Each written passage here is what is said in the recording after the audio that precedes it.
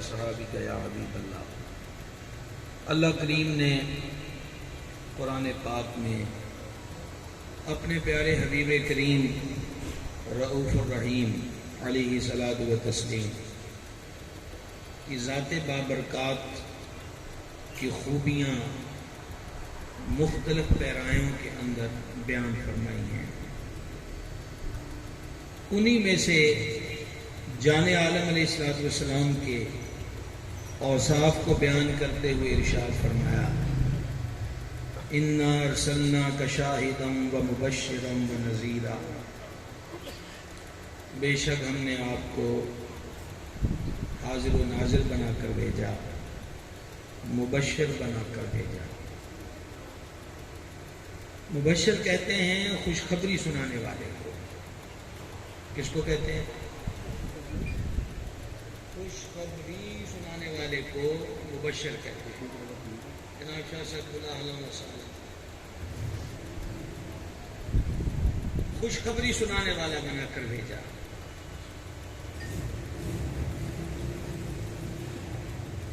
سید العالمین علیہ الصلاۃ والتسلیم نے خوشخبریاں کس چیز کی سنائی ہیں، یہ سمجھنے کی باتیں ہیں، اور اس عنوان پر ایک حدیث شریف گوش گزار کرنے لگا ہوں، اسے توجہ سے سماعت فرما لیں۔ ارشاد فرمایا اللہ کے حبیب اقدس علیہ الصلاۃ والتسلیم نے، 3 کام کرنے والا جنت میں داخل ہو جائے گا، یہ خوشخبری ہے۔ اب وہ 3 کام گنوائے، اور پہلا کام ارشاد فرمایا حلال کا کھانے والا۔ یاد رہے کہ یہ جو رزق حلال ہے، یہ پتہ ہے کتنی بڑی چیز ہے۔ امام عرش مقام سرکار سیدنا سید الشہداء مظلوم کربلا امام حسین رضی اللہ تعالی عنہ و ارضہ نے ارشاد فرمایا، عبادت کے 100 دروازے ہیں۔ کتنے؟ اور فرمایا ان عبادت کے دروازوں میں سے افضل دروازہ رزق حلال ہے۔ آپ تھوڑی سی توجہ مبذول کر دیں گے، یہ چھوٹی سی بات نہیں ہے، یہ کسی نقیب و خطیب و ادیب کا جملہ نہیں، سید الشہداء نے فرمایا 100 دروازہ ہے عبادت کا، اور ان 100 میں سے افضل دروازہ رزق حلال ہے۔ اور جان عالم علیہ السلام نے ایک اور مقام پہ فرمایا، یہ ایکو کم کر دیجئے گا بھائی، ایکو کم کر دیجئے گا، سادہ آواز کر دیں۔ ایک اور مقام پہ فرمایا طلب الحلال واجب علی کل مسلم، او کما قال علیہ السلام، حلال طلب کرنا، حلال کمانا، حلال کی جستجو رکھنا ہر مسلمان پر واجب ہے۔ یقیناً یہ جلسوں والی تقریر نہیں ہے جس میں زیادہ سبحان اللہ ان باتوں پہ کہا جائے، کرامت شرامت پہ تو ہم سبحان اللہ کہے ہیں، پر یہ کیا بات ہوئی کہ مسلمان پہ واجب ہے کہ وہ رزق حلال کمائے۔ عادت ڈالیں گے آہستہ آہستہ آپ کو انشاءاللہ تعالی۔ اب ایک قول سنیے جس کو امام محمد غزالی رحمت نے لکھا، دیکھیے کتنا تگڑی بات ہے۔ یہ قول ہے، حدیث نہیں ہے۔ کہا جب بندہ حلال غذا کا پہلا لقمہ کھاتا ہے تو پیٹ میں پہنچنے سے پہلے اللہ اس کی بخشش فرما دیتا ہے۔ سبحان اللہ۔ اب مزید سنیے، ہمارے ہاں تھوڑے سے ذہن یہ بن چکے ہیں، آپ کی ساری باتیں ٹھیک ہیں، پر سچ کہاں چلتا ہے، کون مانتا ہے؟ بس آپ تو مسجد میں ہوتے ہیں، آپ کو کیا پتا کہ بازاروں میں کیا چلتا ہے، کیا ہوتا ہے، کیا نہیں ہوتا ہے۔ سنیے، جان عالم علیہ السلام نے فرمایا جو حلال کمانے کے لیے ذلت کی جگہ پہ کھڑا ہوا، اب یہ ذلت کی جگہ سے کیا مراد ہے؟ بزنس مل نہیں رہا کو اچھا بھلا، جاب ملی نہیں ہے، اب آج آ کے کیا ہے، کہیں ریڑی لگا لے، چھابڑی لگا لے، کوئی اسٹال لگا لے۔ میں نے کہا جناب ہمارا تعلق تو فلاں خاندان سے ہے، فلاں برادری سے ہے، تو بھلا یہ کیسے ہو سکتا ہے؟ اب پرابلم یہ ہے کہ جو سائڈ پر رستے ہیں وہ کرپشن کے رستے ہیں، وہ جھوٹ سے کمانے کے رستے ہیں، وہ سود کا رستہ ہے، وہ رشوت کا رستہ ہے، وہ ملاوٹ کا رستہ ہے، وہ 2 نمبری کا رستہ ہے۔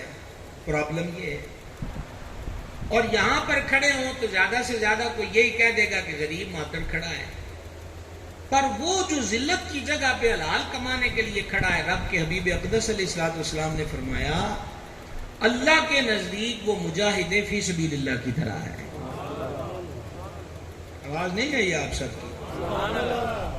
وہ اللہ کے نزدیک کیا ہے؟ مجاہد فی سبیل اللہ کی طرح۔ جس طرح میدان جنگ میں رب کے لیے لڑنے والا مجاہد ہوتا ہے، اسی طرح ذلت کی جگہ پہ کھڑے ہو کر حلال کمانے والا بھی رب کے دربار میں مجاہدوں کے کھاتے میں ہوتا ہے۔ یہ جو بزرگ ہیں ہمارے، ان کو ہم نے صرف چومنے کے لیے نہیں رکھا، بلکہ یہ سارے بابے بزرگ بڑے جو ہیں یہ اس لیے بڑے ہیں کہ یہ اللہ کے پیارے تھے، اور ہم صرف ان کے نام کا نعرہ لگا کر خاموش ہو جائیں اور پھر جو من میں آئے وہ کریں، تو یہ بھی کوئی محبت کی رفتار نہیں ہے اور روش نہیں ہے۔ آئیے میں آپ کو ایک بہت بڑے بابے کی بات سنانے لگا ہوں۔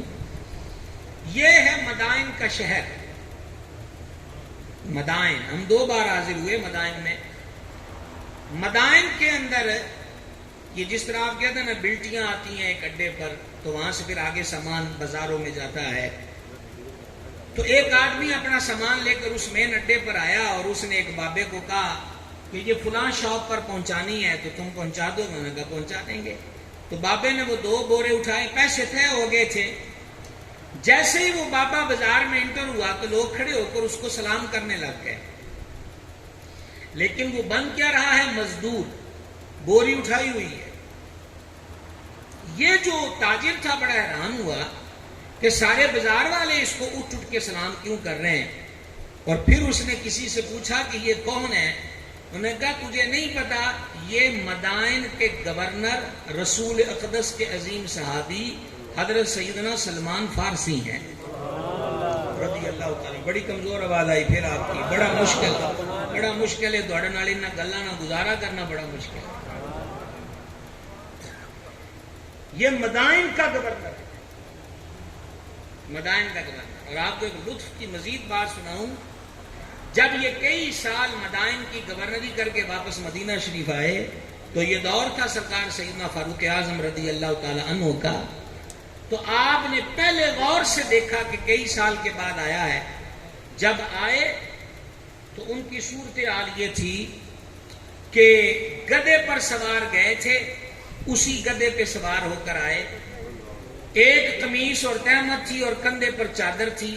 جب واپس آئے تو وہی کچھ تھا۔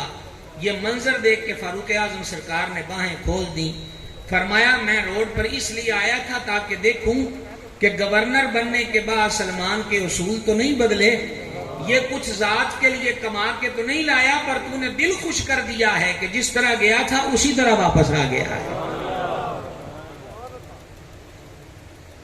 سمجھائیے جناب۔ اب آپ کو ایک اور بابے کی بات بتاؤں،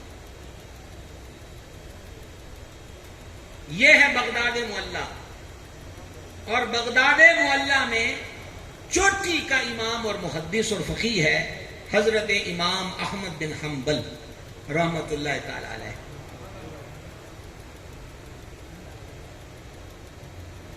جن کے کروڑوں حنبلی مقلد ہیں، اور ان میں حضور پر نور غوث اعظم محبوب سبحانی کی ذات پاک بھی ہے رضی اللہ تعالی عنہ۔ حضرت امام احمد بن حنبل سے پردے میں آ کر ایک بی بی نے مسئلہ پوچھا، ذرا مسئلے کی نوعیت دیکھیے کیا۔ اس نے کہا حضرت صاحب سوال یہ ہے کہ چرخہ کاٹتی ہوں، سوت کاٹتی ہوں، پھر اس کی اٹیاں بنا کر بازار میں فروخت ہوتی ہیں، اسی سے میری گزر بسر ہوتی ہے۔ کبھی کبھی بادشاہ کے سپاہی مشعلیں لے کر رات کو گزرتے ہیں تو کچھ تند ان کی روشنی میں بھی ڈال لیتی ہوں. غور کیا آپ نے بات پر؟ کچھ تند اس کی روشنی میں بھی ڈال لیتی ہوں. پوچھنا یہ چاہتی ہوں کہ بادشاہ کے سپاہیوں کی مشعلوں کی روشنی میں جو تند ڈال لیتی ہوں پھر وہ اٹیاں فروخت کرتی ہوں تو میری آمدن نجائز تو نہیں ہوتی؟ اب مسئلہ کس سے پوچھا؟ امام